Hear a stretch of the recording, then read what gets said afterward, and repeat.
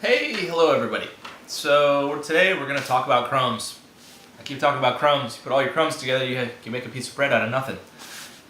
So today we're talking about literal crumbs. I would say next to your utility bills, maybe your food is going to be another huge area where you can save money.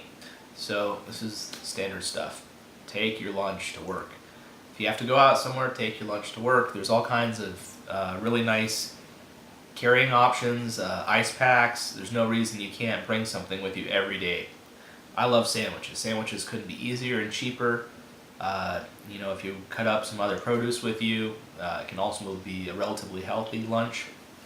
And $5 or $6 for a sandwich might sound like a good deal over at your local sandwich shop, but I bet you can make that sandwich for $2 or less, and probably make it with organic ingredients instead.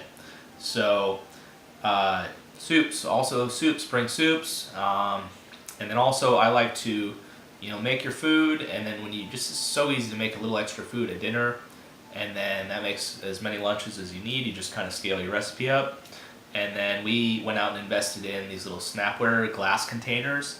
I like those a lot because then you can microwave them. There's some evidence that microwaving certain plastics is not a good idea because the plastics are going to leach into your food, so take the lid off, put your food, it's already in a glass container, throw that in the microwave, cover it with a paper towel or something so it doesn't blow up everywhere. And that's great. That's what I did for years at work, and that's a tremendous amount of where my money came from. Being a secretary, being able to save money for my retirement and maxing out my 401k, it's because I didn't go out to eat every day. So what I did do is maybe once a week, sometimes not even once a week, I'd go out and go grab us something to eat. I don't say you have to completely cut yourself off, but you can find once a week, once every 2 weeks, you could go out one meal of those 10-day period. Let's say you go out once, and where do you go out for to eat? We found a really nice Mexican restaurant in a little hole in the wall, and probably half the price going out to eat there versus many of the other options I could have had. They prepare the food fresh in front of you in an open kitchen, so it's fresh, prepared right there for you, and half the price of having something else done where it's going to be prepared in a kitchen you can't see. Don't go out to eat. And then even at home, go out to eat once a week as a family or by yourself or whatever. Don't go out every day. You could probably, I'm going to set a goal of $100, $200 a month. If you are a person who went out to eat every lunch, and then when you get home at night, let's say you went out 4 nights or 3 nights a week out somewhere, easily $100, $200 a month could be brought back in. And then the other thing I would say is plan your meals, know what you have as leftovers, and eat them up. The worst thing you can do is buy food and don't eat it.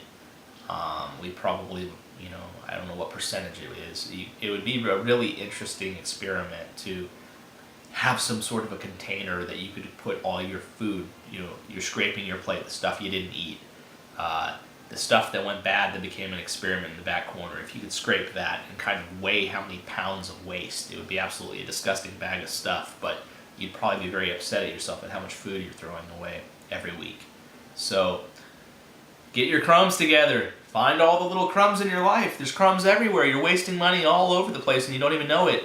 And you bring all these little crumbs together and make your piece of bread and put your bread away for the future. So look at everything in your life that occurs every day.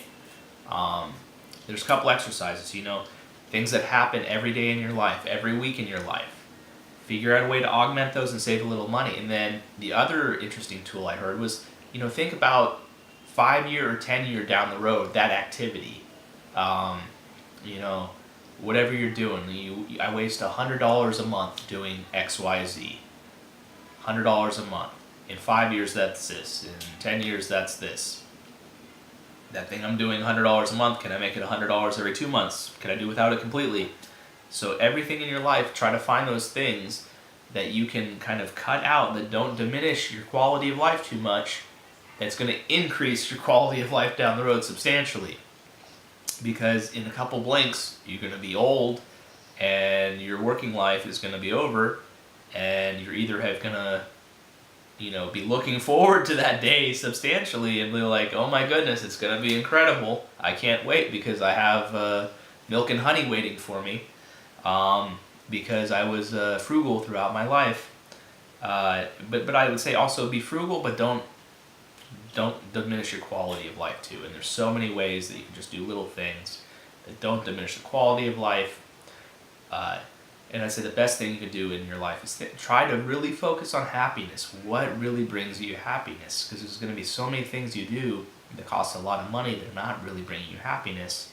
And there's other things that might be expensive that bring happiness, but if you started eliminating waste, there's going to be money for these things, and there's also going to be money for savings. So go out there, look at your life, and figure out where you can save. Have a good week, everybody.